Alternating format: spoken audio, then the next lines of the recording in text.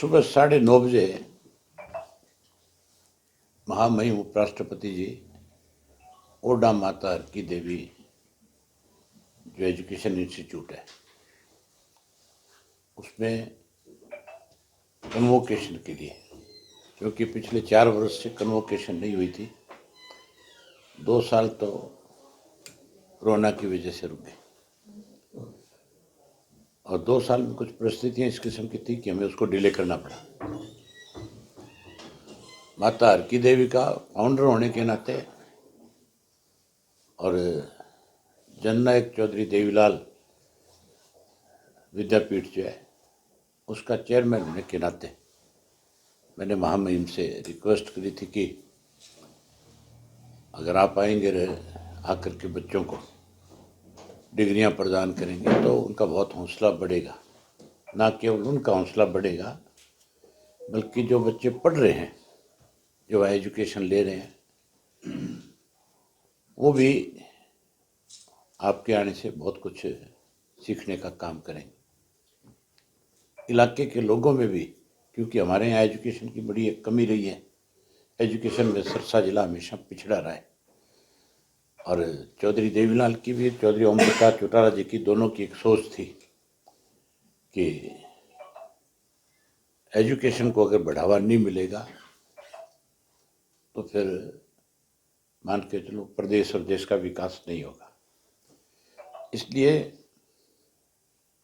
चौटाला साहब जब chief minister बने तो उन्होंने विशेष रूप से कैसे एजुकेशन को बढ़ावा मिले इसके लिए यूनिवर्सिटी बनाई, पन्नीवाड़ा मोटा में इंजीनियरिंग कॉलेज बनाया। हमने अपने स्तर पे चौधरी देवीलाल जी के जाने के बाद उनके नाम का एक बड़ा इंस्टीट्यूट एजुकेशन का बनाया। मेरी दादी श्रीमती हर की देवी के नाम से ग्रामीण अंचल की बेटियों को पढ़ाई में असुविधा ना हो उनके लिए जहाँ ओडा में कॉलेज बनाया, वहीं हजारों बेटियां जो है हर साल वहाँ से डिग्री लेकर के जाती है, हर साल पढ़ने आती है। और उसमें भी हमने एक तरह से निःशुल्क एजुकेशन उनको देने का काम किया है। बच्चे कैसे ओडा इंस्टीट्यूट तक पहुँचे उसके लिए गांव-गांव में बसें लगाई और उससे ग्रामीण अंचल की बच्चियों को बहुत बड़ा फायदा मिला, क्योंकि सरसा तक पढ़ने के लिए आने में उनको बहुत सारी असुविधाएं होती थी। पहली बात तो सरकारी जो कॉलेज था उसके पास कोई ऐसे साधन नहीं थे कि वो उनको समय पे उनके गांव से ले ले और समय पे उनके गांव में उनको छोड़ दें। हमने बहुत सारी सुविधाएं मुहैया कराई। मैंने जब महामहिम से सारी बातें शेयर करी पिछले दिनों मिल करके तो उन्होंने खुशी का इजहार किया और उन्होंने कहा कि भी मैं स्वयं आऊँगा और मैं स्वयं ग्रामीण अंचल के बच्चों को प्रोत्साहित करने का काम करूँगा।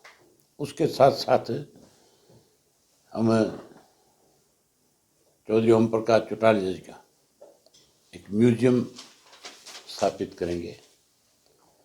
उस म्यूजियम की आधारशिला भी उन्हीं से रखवाएंगे, वही रखेंगे, क्योंकि चौटाला साहब के और उनके आपस में बहुत गहरे संबंध रहे हमेशा। जहाँ राजनीतिक तौर पे उनके अच्छे ताल्लुकात थे, वहीं सामाजिक तौर पे बहुत गहरे संबंध रहे। तो आप लोगों को भी विशेष रूप से निमंत्रण है कि कल महामहिम के दोनों प्रोग्राम जो है, जो 9:30 बजे माता हर की देवी का है और उसके बाद 10:30 बजे अपने JCD में जननायक चौधरी देवीलाल विद्यापीठ में जो है, उन दोनों में आप आमंत्रित हैं। उसके बाद भोजन की व्यवस्था, भोजन पे भी आमंत्रित हैं। और उसके साथ साथ अगर वो आपसे कोई 2 मिनट इस बारे में चर्चा करना चाहेंगे तो फिर मैं आप चाहूँगा कि आप सारे के सारे साथी जो है 12:30 बजे जहाँ जब प्रोग्राम वहाँ से ख़त्म हो और यहाँ जब लंच पे आए तो आप यहाँ पे भी आएँ, ताकि आपके माध्यम से वो एक अच्छा संदेश प्रदेश और देश के नौजवान पीढ़ी को दे सकें। मैं उम्मीद करूँगा कि आप सब साथी जरूर पहुँचेंगे। म्यूजियम कहाँ बनाया जाएगा? वहीं हमारी जो संस्था है जननायक चौधरी देवीलाल जी के नाम से, उसी के अंदर उनके नाम का एक म्यूजियम बनेगा, जिनमें उनकी अब तक की पुरानी यादें। जो भी यादें हैं, जो उपलब्धियां, वो सारी की सारी वहाँ पे नई पीढ़ी को बताया जाएगा कि चौधरी ओम प्रकाश चौटाला का जीवन किस तरह का था, कितने सादगीपूर्ण जीवन से उन्होंने किस तरह से एजुकेशन को बढ़ावा दिया, किस तरह से प्रदेश की सेवा करी, वो सारी चीज़ें उसके माध्यम से नई पीढ़ी को बताई जाएगी। अभय जी, बजट सत्र शुरू होने वाला है। आपके दो विधायक हैं, क्या उनसे भी सरकार ने कोई सुझाव मांगे हैं? सरकार ने सारे एमएलए से सुझाव मांगे, और मैं आज का अखबार पढ़ रहा था, जहाँ कोई सुझाव तो मुझे पता नहीं दिए कि नहीं दिए, लेकिन एमएलए की एक डिमांड थी, वो सरकार को पूरी भी करनी चाहिए। एमएलए ने ये कहा कि भी जो 5 करोड़ रुपए आपने पहले निर्धारित कर रखे थे, वो भी नहीं दिए गए कभी। उसमें भी बहुत सारी अड़चनें थी, उसमें बहुत सारा भेदभाव था। उसमें सत्ता में जो लोग थे उनको तो पैसा दे दिया जाता था, वो तो फिर भी कहीं ना कहीं 10 रुपये अपने मर्जी से गांव के लोगों की सुविधा के अनुसार या शहर में किसी सुविधा के लिए दे दिया करते थे, लेकिन विपक्ष के विधायकों को नहीं मिलता था। अब की बार डिमांड करी है कि 5 करोड़ की बजाय उसको बढ़ाया जाए, 10 करोड़ तक किया जाए। आप ये मान के चलो कि ब्लॉक समिति का जो चेयरमैन है, ब्लॉक समिति का मेंबर है, अगर वो 20, 30, 50 लाख रुपया, करोड़ रुपया खर्च कर सकता है साल का, ब्लॉक समिति का चेयरमैन तो मेरी ख्याल 15 से 20 करोड़ रुपया साल का खर्च करता है।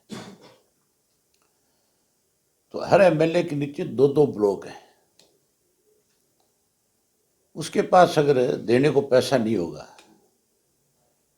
एमएलए के पास, तो वो जब गांव में जाएगा या कस्बे में जाएगा, लोग उसके सामने कोई समस्या रखेंगे और वो उनके सामने लाचारी व्यक्त करेगा कि मेरी मजबूरी है भाई, सरकार की तरफ से मुझे कुछ मिल नहीं रहा, तो मान के चलो फिर ये लोगों की भावनाओं के साथ खिलवाड़ है, ना कि सिर्फ सरकार अनदेखी कर रही है किसी राजनीतिक दल की।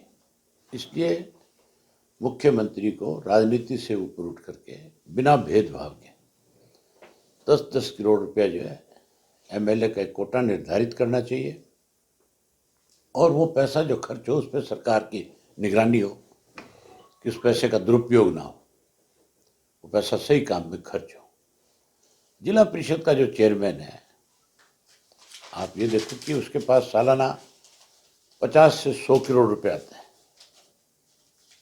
जिला परिषद के चेयरमैन को सरकार की तरफ से गाड़ी मिलती है, ऑफिस मिलता है, रेजिडेंस मिलता है, तो फिर एमएलए को ये सुविधा क्यों नहीं है? पंजाब में अगर एमएलए को गाड़ी दी जाती है, तो हरियाणा के एमएलए को भी गाड़ी उपलब्ध करानी चाहिए सरकार को, ताकि वो उस सरकारी साधन से लोगों के बीच में जा सके और लोगों की जाकर के समस्या सुन सके और उस समस्या का समाधान करा सके। कल कांग्रेस की भी मीटिंग है नेता प्रतिपक्ष को लेकर और आगे चुनाव को लेकर, कुछ जो उसके ये कांग्रेस के लोगों से सवाल करो, उनसे पूछो। कैसे देखते हैं आप? ये सवाल आप उनसे करो, उनसे पूछो अभय जी, कि तुम और कितने दिन तक लोगों को गुमराह करोगे, कितने दिन तक भाजपा के साथ मिलकर के इस प्रदेश को बर्बाद करोगे। ये मीटिंगें दिखावा है, ये तो मिले हुए हैं। अभी इन चुनाव में देख लो आप, जो नगर परिषद के चुनाव हुए, इनमें तुम्हारे सरसा में ले लो, दूर मत जाओ, या 3 एमएलए उनके सरसा के अंदर,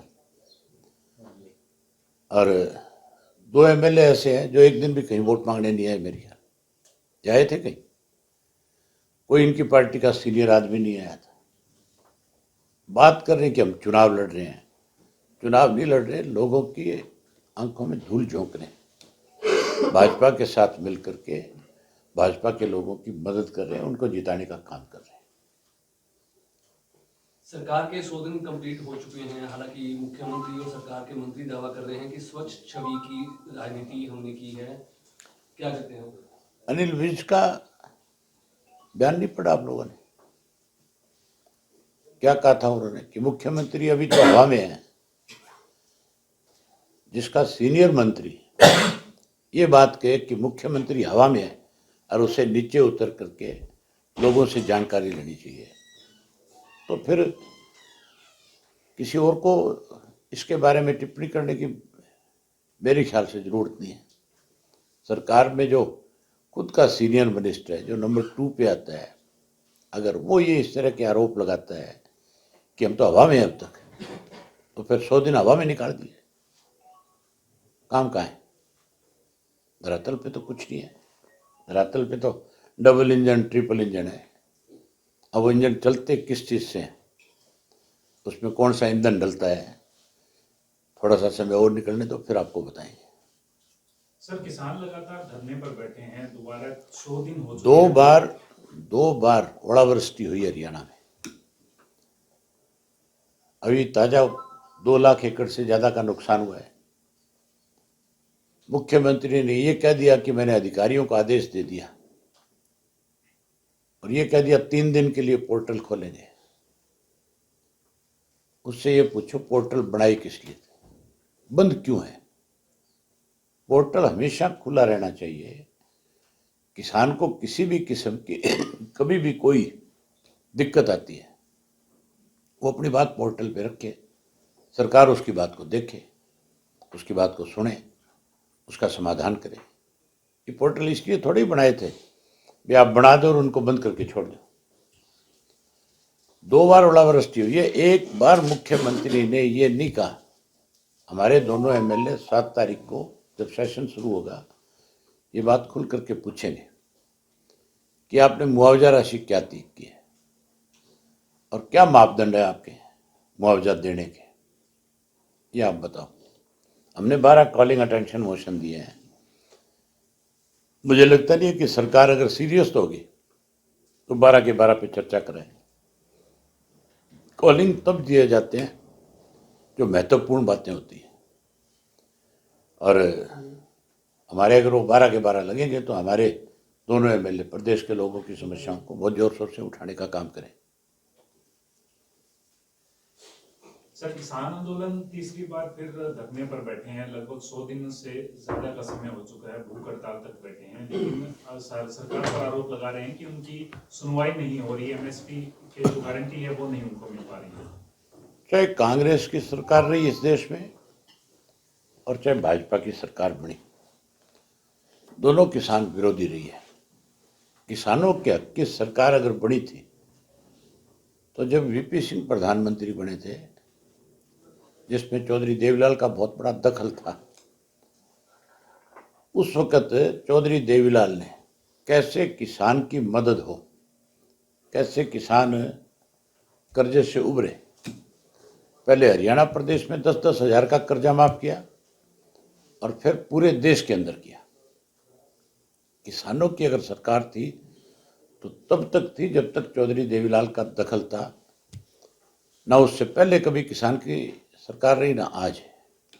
आज भी किसान को हर वक्त दबाने का प्रयास होता है, हर वक्त किसान से कुछ ना कुछ लेने का प्रयास है।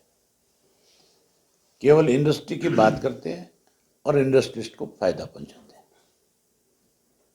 अबे जी, हरियाणा में ऐसी काफी जो है कॉलोनियों में अवैध डेयरियां हैं, जिस वजह से लोगों को आप सीवरेज अवैध की- डेयरी नहीं, अवैध कॉलोनियां देखो कितनी है।